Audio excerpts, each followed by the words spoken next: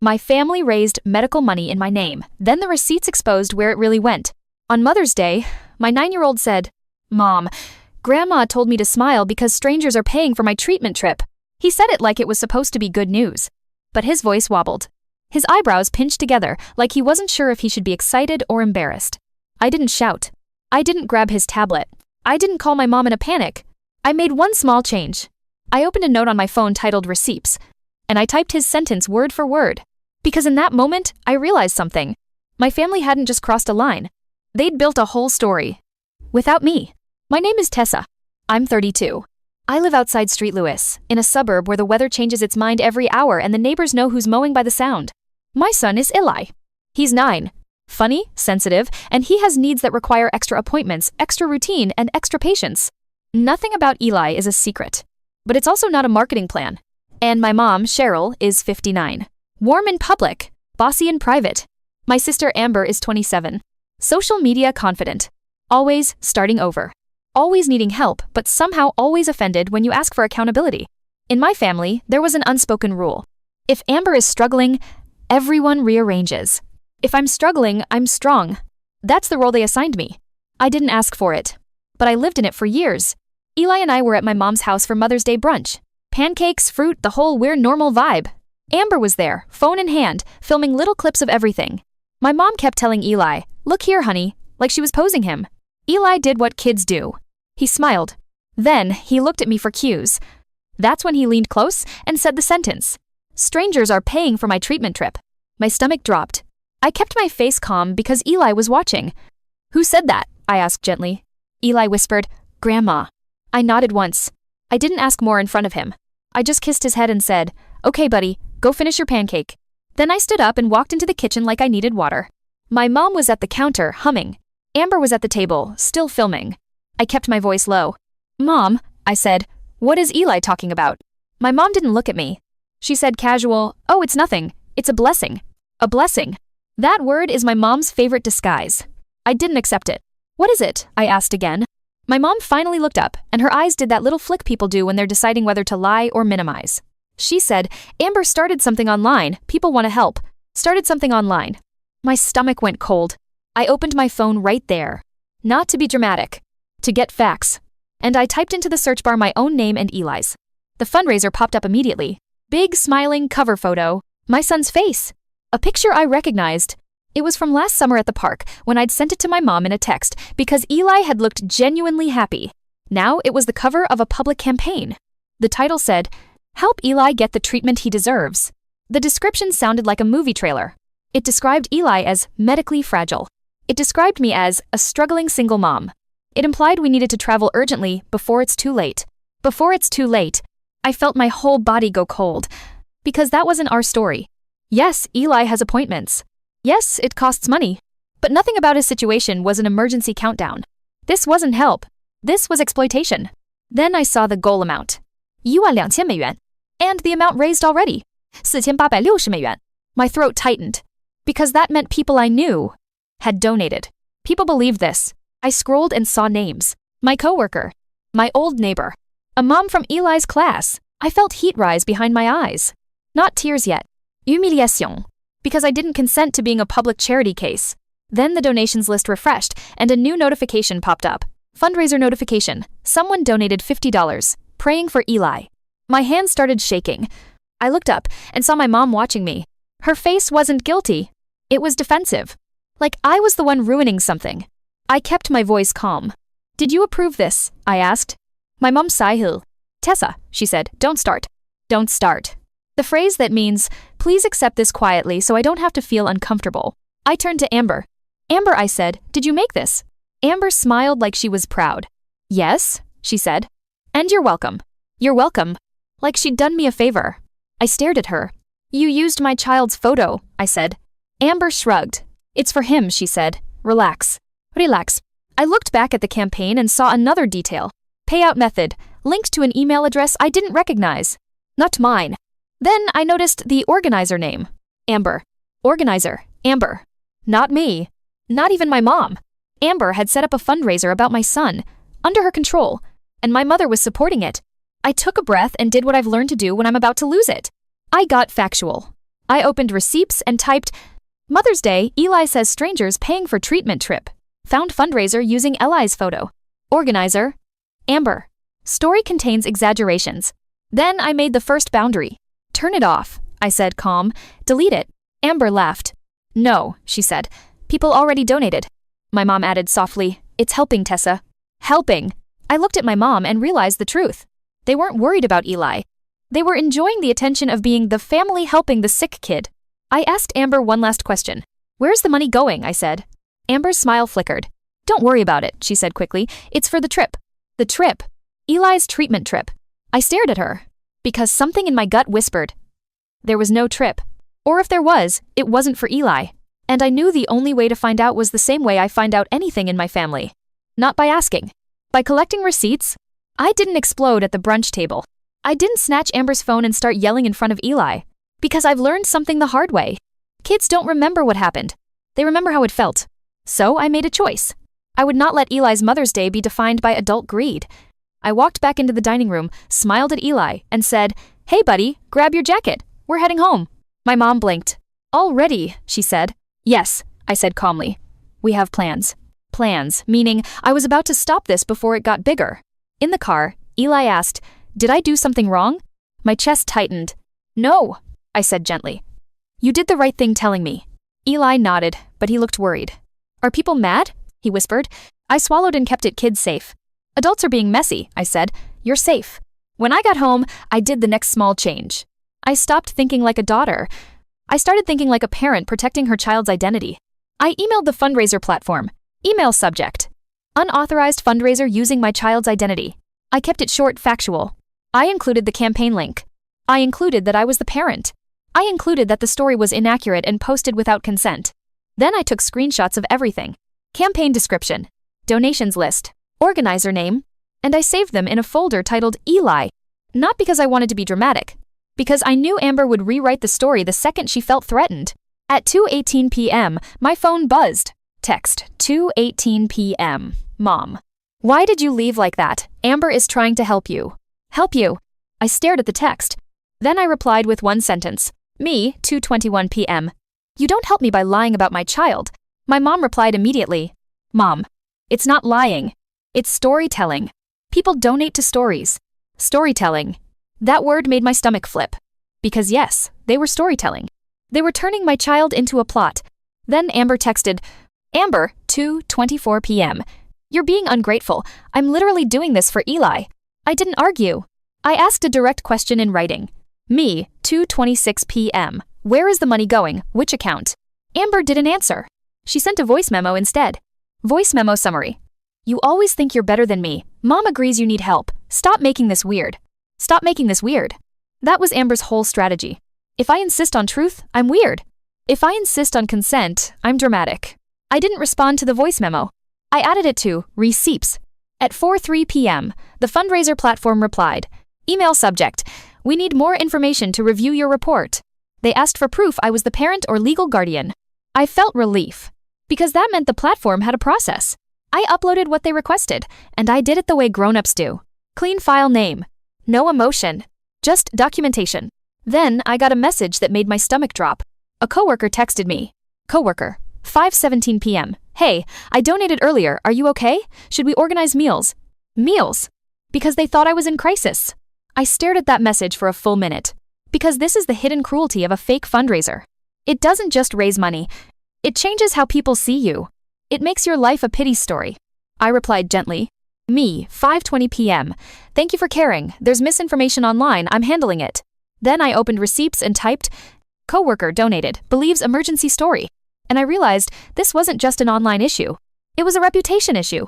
That night, I logged into Eli's school portal and felt another twist in my gut. There was a pending request for release of information. Requester name, Travel Clinic Intake. Travel Clinic. I stared at it. Because I had not requested anything. I called the school office. The admin said, politely, We received a fax requesting his records. Fax. From a clinic. Using Eli's name. I felt cold. Because now Amber wasn't just fundraising. She was trying to create proof. Proof that the story was real. I told the school to deny any release and to add a password to Eli's file. Password set. Then I called my pediatric office and asked if anyone had requested records. They hadn't. which meant Amber was improvising. That's the part people underestimate. When liars start getting questioned, they don't stop. They build props. At 10:48 p.m., my mom called. I didn't answer. She left a voicemail. Voicemail summary. Tessa, stop being stubborn. This money can help with the house. With bills. With everything. With the house. With bills. Not with Eli.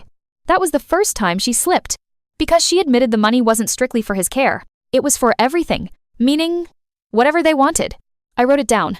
Then I did something I hadn't done yet. I checked the fundraiser updates. Amber had posted a new update an hour earlier. Update text. Thank you everyone. We're booking travel this week. Please keep sharing. Booking travel. This week. A lie to keep donations coming. And underneath, I saw a comment from my aunt. Aunt comment, I'm so proud of you, Amber. You're such a good sister. My stomach tightened. Because Amber wasn't just taking money. She was taking praise. And my family was rewarding her. If you were me, what would you do next? Because I could have written a public comment saying, this is fake. But that would invite chaos, arguments, and possible harassment. So I chose the smarter play. I waited for the platform's investigation. And I prepared one message for donors that would be factual and calm when the time came. Because I had a feeling the backfire would only happen if I stayed steady long enough for the truth to catch up. 2 days later, the platform emailed again. Email subject. Campaign under review. Payouts temporarily paused. Paused. That word felt like oxygen. Because it meant Amber couldn't keep withdrawing money while the story kept spreading. But then the email included a line that made my stomach drop. We have requested verification from the organizer. Verification, meaning Amber was about to be asked for proof. And I knew what she'd do. She'd blame me. She'd escalate. She'd try to force me to validate the lie. At 9:14 a.m., Amber called me. I didn't answer. She texted instead. Amber, 9:16 a.m. The platform says you reported me. Fix it. Now. Fix it. Like I was the one breaking something. I replied with one sentence. Me, 9:19 a.m. Delete the campaign. Refund donations. Apologize. Amber responded instantly. Amber, you're insane. That money is for Eli. I didn't argue. I asked again. Me, where is the money going? Amber didn't answer. She sent a screenshot of a flight search page. No name is. No booking number. Just a generic search. See, she wrote. Travel. It was a prop. And I wrote that down too. Then my mom showed up at my house. Unannounced. Because when Cheryl can't control you through messages, she controls you through presence. She knocked hard, like she owned my front door. I opened it, but I didn't invite her in. My mom walked right into my doorway anyway and said, You're embarrassing your sister. Embarrassing. Not harming Eli. Not lying. Embarrassing. I kept my voice calm. You're embarrassing Eli, I said. You put his face online. My mom waved her hand like privacy was optional for children. He's family, she said. I stared at her. That's not consent, I said. My mom's eyes flashed. You're acting like we're criminals, she snapped. I kept my tone steady. If the platform says it's fraud, I said. My mom's face tightened. Then she said the part she didn't mean to say out loud. We already used some of it, she hissed. I froze. Use some of it. My throat went tight. Used it on what? I asked. My mom looked away for half a second, then said, Bills. Bills. Always bills. A vague word that covers everything. But my gut whispered, not just bills. Because Amber doesn't need bills covered. Amber needs lifestyle covered. I asked, what bills? Which ones? My mom snapped, why are you interrogating me? There it was. Truth framed as interrogation. I didn't move. I said, because it's my child's name. My mom stepped closer, voice low, trying to intimidate me gently. You think you're so perfect, she whispered. You always think you're better than Amber. I stared at her. This isn't about better, I said. This is about right and wrong. My mom scoffed. You'll regret this, she said. Then she walked out, slammed my screen door, and drove away. At 11:22 a.m., my phone buzzed. Text 11:22 a.m. Amber. If the campaign gets deleted, I'm telling everyone you stole the money. Stole the money. That lie was almost funny. Because Amber was the organizer. But it wasn't funny. Because it showed her next move. Smear me. Make me the villain. So, I did what I always do now. I documented. Screenshot. Folder. Timeline. Then I called the platform support line and asked what happens if the organizer starts making false claims about me. The representative said calmly, please keep communications in writing and provide screenshots. Writing. Receipts. Structure. Good. That afternoon, I got another unexpected twist. A message from my mom's church friend. Church friend, Tessa, Cheryl said you're refusing to help Eli. I'm praying for your heart. My stomach dropped. Because my mom had taken it to her audience. She was building the narrative. Cruel daughter. Selfish sister. Saint Amber. I wrote it down. Then I made the hardest decision. I sent a calm message to the donors. Not public. Not on the campaign page. Direct. To the people I knew personally. I wrote, "Hi. A fundraiser is using Eli's photo and story without my consent. The situation described is not accurate. I've reported it and payouts are paused. Please don't donate further. I'm sorry you were pulled into this. I didn't blame my family by name. I didn't want harassment. I just wanted the bleeding to stop." Then, later that night, the platform emailed again. Email subject. Campaign removed for policy violations. Removed. My whole body exhaled. Then the next line. Refunds will be processed to donors where possible. Refunds. That was the backfire. Because now, Amber couldn't keep the money. And the people who donated would start asking questions. Real questions. In public. And when people start asking questions, my family's favorite tool, silence, stops working. I thought that was the end. It wasn't. Because at 10:03 p.m., Amber posted a new story online. A selfie of her crying. Caption. Imagine reporting your own sister for trying to help your nephew. I'm done. My phone started buzzing with messages. Is this about you?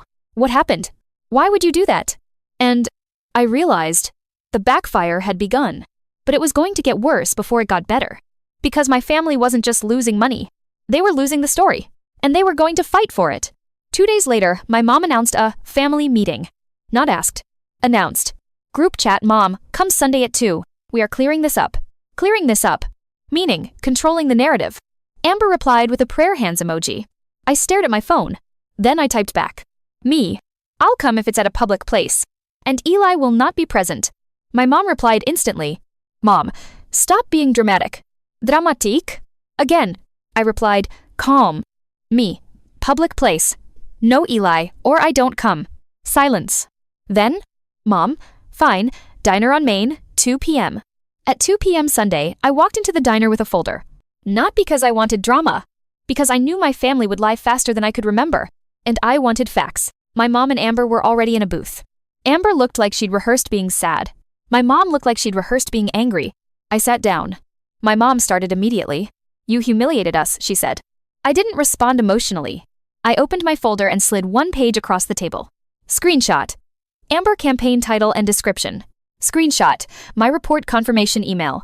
Screenshot. Campaign removed for policy violations. My mom blinked. Amber scoffed. That doesn't prove anything, Amber said. You just hate me. I looked at her. This proves you lied about my child, I said calmly. Amber's eyes flashed. It was for him, she snapped. My mom leaned in, voice low. People donated, she hissed. You cost your brother opportunities. Brother. I don't even have a brother in this story. That's how sloppy my mom got when she was angry. She meant Amber. She meant family. And then my mom made the mistake that ended the whole performance. She said, too loudly, we already booked the trip. Booked the trip. I froze. Then I asked, calm, what trip? Amber's face tightened. My mom realized she'd slipped. She tried to recover. The treatment trip, she snapped. I nodded slowly. Okay, I said. Show me the booking confirmation. Amber laughed, sharp. You're not entitled, she said. Not entitled. I stared at her. I'm the parent, I said. I'm entitled to my child's name. My mom crossed her arms. You always have to control everything, she snapped. Control. That word again. Used as a weapon against boundaries. So I did the quietest, most powerful thing. I pulled out another receipt. The platform's email. It included the payout destination. Masked, but visible enough to show the name linked. Cheryl's name. My mom's name. I slid it across. My mom's face went pale. Amber stared at it. Then Amber whispered, Mom. My mom tried to wave it away. That's because I was helping manage, she said. Manage? Like money is a toddler. I looked at my mom and asked the question that mattered. Where did the $4,860 go, I said. My mom opened her mouth. No answer came out. Amber snapped, this is unfair. I nodded. It's unfair to use my son to fund your life, I said. Then Amber said the line that proved the motive. You're fine, she hissed. You have a house. You have stability. I have nothing. Nothing. Amber had a job. A boyfriend. Options. But she wanted what she wanted without building it. And my mom wanted to be the hero who helps. At my expense. The waitress walked up. Nervous. Can I get you anything? She asked.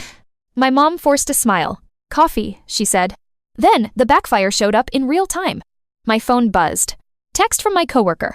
Coworker, hey, my sister donated $200 and now the campaign is gone. People are asking if it was a scam. A scam. That word was now attached to my family. I didn't smile. I didn't gloat. I just held my mom's gaze. This is what happens, I said quietly, when you lie. Amber started crying. Big tears. Not quiet tears. Performance tears. My mom reached for her hand like she was comforting a victim. And I realized my mom still wanted to make Amber the hurt one. So I said the boundary out loud. Here's what happens next, I said. My mom sniffed. What? She said, like she expected me to apologize. I said, you will send a message to everyone who donated and tell them the truth, that this was not authorized by me. My mom's eyes widened. I'm not doing that, she snapped. They'll think we're bad people. I nodded. They already do, I said, and the only way out is honesty. Amber shook her head. No, she cried, you're trying to ruin me. I kept my voice calm. You ruined you, I said. I'm ending it. My mom leaned forward and hissed, you're not my daughter today. That line hurt, but it also freed me, because it reminded me my mom's love had always been conditional. Conditional on obedience. I stood up. I didn't slam the table. I said one calm sentence. I'm going no contact for a while, I said. Do not use Eli online again. Do not contact his school. Any contact goes through email only. Then I walked out of the diner. In my car, my hands shook. Not from regret, from adrenaline. Because I knew what would happen next. My mom would try to punish me socially. She'd tell her audience I was cruel. But now, the audience had receipts too. Refunds, questions. And donors don't accept family drama as an excuse. They want accountability. That's why it backfired. Not because I yelled. Because the truth became inconvenient. The next week was quiet in one way, and loud in another. Quiet because I stopped answering calls. Loud because my phone kept buzzing with screenshots from other people. My aunt texting my mom. What happened? People are upset. A church friend asking, was that fundraiser real? Amber posting vague quotes about betrayal. And the backfire reached its peak when the platform sent a final email. Email subject. Refund processing complete, organizer account restricted. Restricted. That meant Amber couldn't just start a new one. At least, not easily.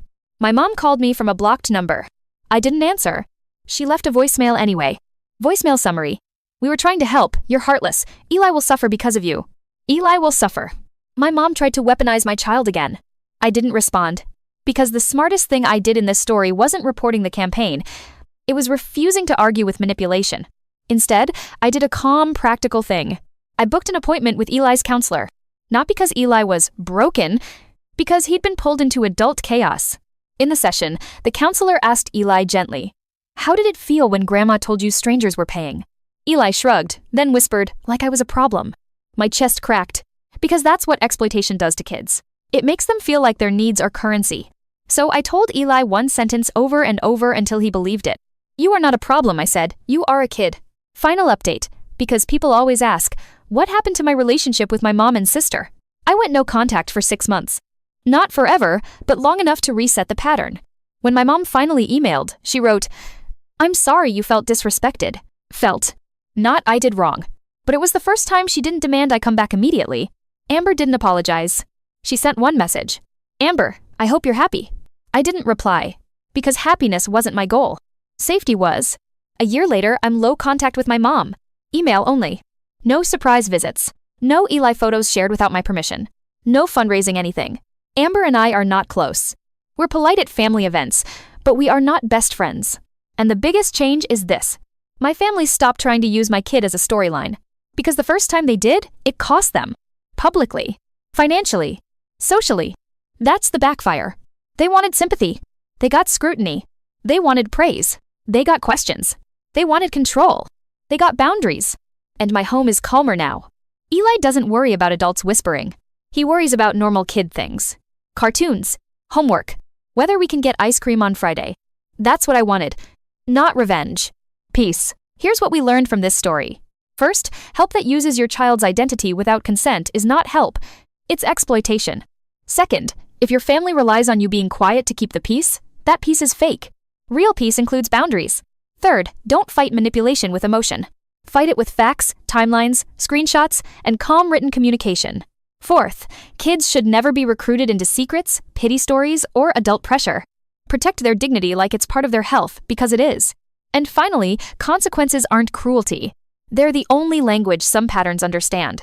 If you like calm, realistic long story times with receipts, clear timelines, and real closure, subscribe to the channel. That's what we do here.